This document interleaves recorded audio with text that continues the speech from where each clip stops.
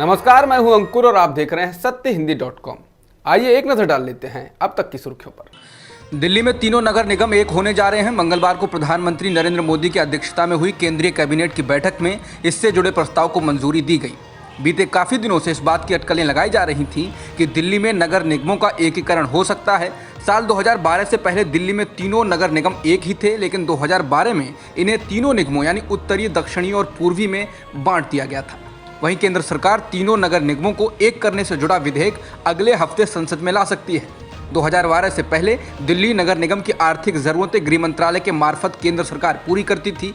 अब एक बार फिर नगर निगम को उससे भी मजबूत स्थिति में लाने की तैयारी है। कहा जा रहा है कि एमसीडी को मेयर और पार्षदों को अधिक अधिकार मिलेंगे। दिल्ली में इलाकों को फिर से पुनर्सीमन होगा, रिजर्वेशन फिर से तय होगा, मेयर का कार्यकाल बढ़ाया जाएगा। इस तरह की खबरें तो छन कर आ रही हैं कि अब मेयर का पद बहुत मजबूत और अहम हो जाएगा। अब अगर पुरानी स्थिति में जाने की तैयारी है तो फिर ये सवाल जरूर उठेगा कि क्या अब दिल्ली में नगर निगम को मजबूत करके दिल्ली विधानसभा को पंगु बना दिया जाएगा या फिर उसका अस्तित्व ही खतरे में पड़ जाएगा। अगर गौर किया जाए तो दिल्ली सरकार के पास आज भी अधिकार नहीं है कि वो अपनी मर्जी से दिल्ली के लिए कोई कानून पास कर सके। दिल्ली में तीनों नगर निगम एक करने के प्रस्ताव को लेकर दिल्ली सरकार के मंत्री गोपाल राय ने प्रतिक्रिया दी। उन्होंने कहा कि इस बिल को लेकर अभी सभी बातें सामने नहीं आई हैं, इसलिए एकीकरण के मुद्दे पर कुछ कहना जल्दबाजी होगी। इसके साथ ही उन्होंने कहा कि बीजेपी के पास इस एकीकरण के लिए 7 साल का समय था, लेकिन जिस तरह से उन्होंने ये चुनाव रोका वो लोकतंत्र के लिए ठीक नहीं है। हमें इस प्रस्तावित कानून से कोई समस्या नहीं है। वहीं आम आदमी पार्टी के नेता सौरभ भारद्वाज ने कहा कि तीनों नगर निगमों का एकीकरण काफ़ी पहले किया जा सकता था और कभी भी किया जा सकता है। ये केवल एमसीडी चुनाव को टालने का एक तरीका भर है। बीजेपी दिल्ली नगर निगम का चुनाव हारने से डर रही है। बता दें, राजधानी दिल्ली में नगर निगम चुनाव अप्रैल में कराए जाने के लिए तारीख का ऐलान करने से एन पहले दिल्ली चुनाव आयोग रुक गया है। आम आदमी पार्टी इसको लेकर बीजेपी पर हमलावर है।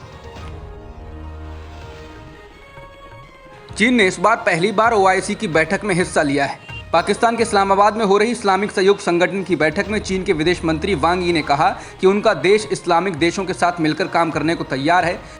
इमरान खान के अलावा इस दौरान चीन के विदेश मंत्री ने भी कश्मीर राग अलापा। चीन के विदेश मंत्री ने कश्मीर और फलस्तीन का जिक्र करते हुए कहा कि चीन कश्मीर और फलस्तीन के मुद्दे पर मुस्लिम जगत की आकांक्षाओं को साझा करता है।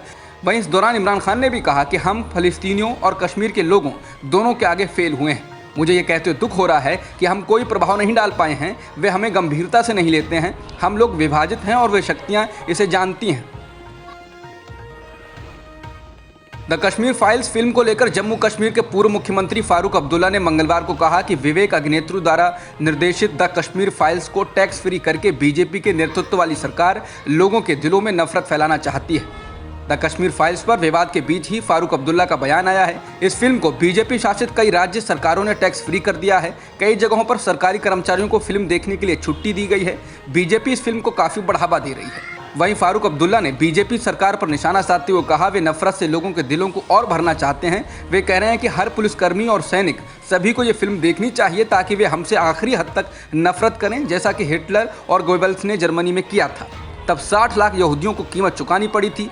भारत में कितनों को कीमत चुकानी पड़ेगी मुझे नहीं पता। उन्होंने फिल्म को प्रचार का मंच बताया। इंडिया टुडे की रिपोर्ट के अनुसार अब्दुल्ला ने कहा यह एक प्रचार फिल्म है। इसने एक ऐसी त्रासदी को भुनाया है जिसने राज्य की हर आत्मा, हिंदू और मुसलमानों को समान रूप से प्रभावित किया है।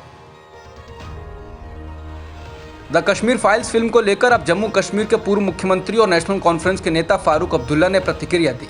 उन्होंने कहा कि 1990 में कश्मीरी पंडितों के साथ जो हुआ वो एक साजिश थी। उन्हें साजिश के तहत भगाया गया था। उन्होंने कहा कि जिम्मेदार वो हैं जो दिल्ली में राज कर रहे थे। आज तक न्यूज़ चैनल से बातचीत में फारूक अब्दुल्ला ने कहा कि कश्मीरी पंडितों के साथ जो भी हुआ उसके लिए उस वक्त जो दिल्ली में बैठे थे वो जिम्मेदार थे। फारूक अब्दुल्ला ने कहा कि कश्मीरी पंडितों पर मेरा भी दिल रो रहा है। हर कश्मीरी चाहता है कि पंडित वापस लौटें। उन्होंने कहा कि अगर इस चीज़ को सुलझाना है तो दिलों को जोड़ने की बात करनी चाहिए और ये जो फिल्म है वो दिल को जोड़ने की बात नहीं कर रही है। समाजवादी पार्टी के अध्यक्ष अखिलेश यादव ने लोकसभा की मेंबरशिप से इस्तीफा दे दिया है। अखिलेश यादव साल 2019 के लोकसभा चुनाव में आजमगढ़ की संसदीय सीट से चुने गए थे, जबकि 2022 के विधानसभा चुनाव में उन्होंने करहल की सीट से जीत हासिल की थी। करहल सीट पर उन्होंने बीजेपी के उम्मीदवार और केंद्रीय मंत्री एसपी सिंह बघेल को 60,000 से ज़्यादा वोटों के अंतर से मात दिया।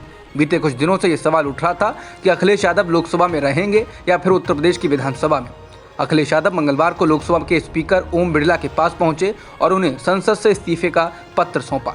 इसके अलावा यूपी के कद्दावर नेता और 2019 के लोकसभा चुनाव में रामपुर सीट से सांसद चुने गए आजम खान ने भी लोकसभा की मेंबरशिप से इस्तीफा दे दिया है।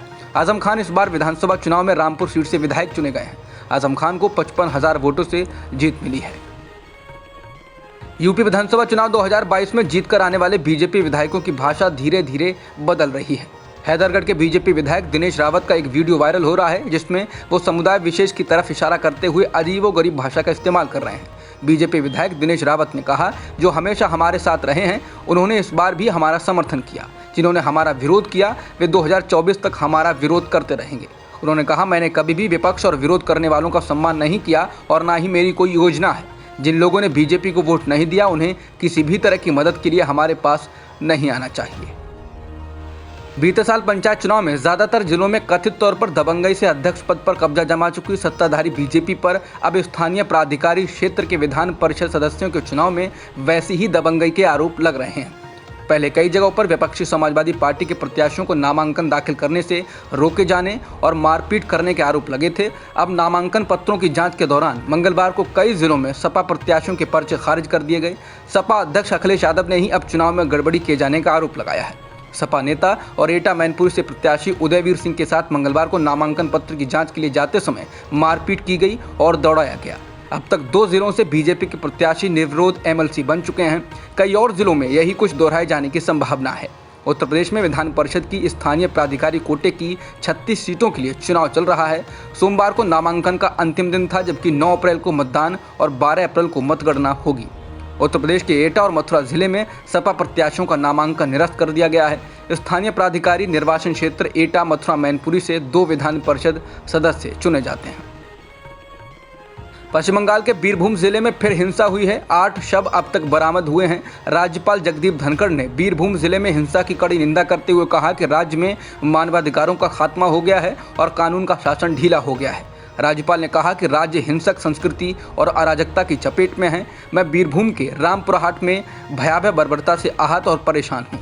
आरोप है कि टीएमसी के नेता बहादुर शेख की हत्या के बाद भीड़ ने कथित तौर पर घरों में आग लगाने के बाद 8 लोगों को जला दिया।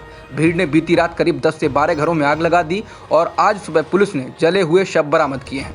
राज्यपाल धनखड़ ने अपने आधिकारिक ट्विटर अकाउंट पर पोस्ट किए गए एक वीडियो संदेश में इस घटना को भयानक हिंसा और आगजनी का तांडव कहा और कहा कि उन्होंने राज्य के मुख्य सचिव से इस घटना पर तत्काल अपडेट मांगा है। बिहार के पूर्व मुख्यमंत्री और राष्ट्रीय जनता दल यानी आरजेडी प्रमुख लालू प्रसाद यादव की तबीयत फिर बिगड़ गई है। रांची के राजेंद्र आयुर्विज्ञान संस्थान में उनका इलाज कर रहे डॉक्टरों की टीम ने बेहतर इलाज के उन्हें दिल्ली स्थित अखिल भारतीय आयुर्विज्ञान संस्थान यानी एम्स रेफर किया है। डॉक्टर्स के मुताबिक लालू प्रसाद को किडनी संबंधित बीमारी, बीपी, डायबिटीज और हाइपरटेंशन जैसी बीमारियां हैं। इस कारण उनके हार्ट फंक्शन पर भी असर पड़ रहा है।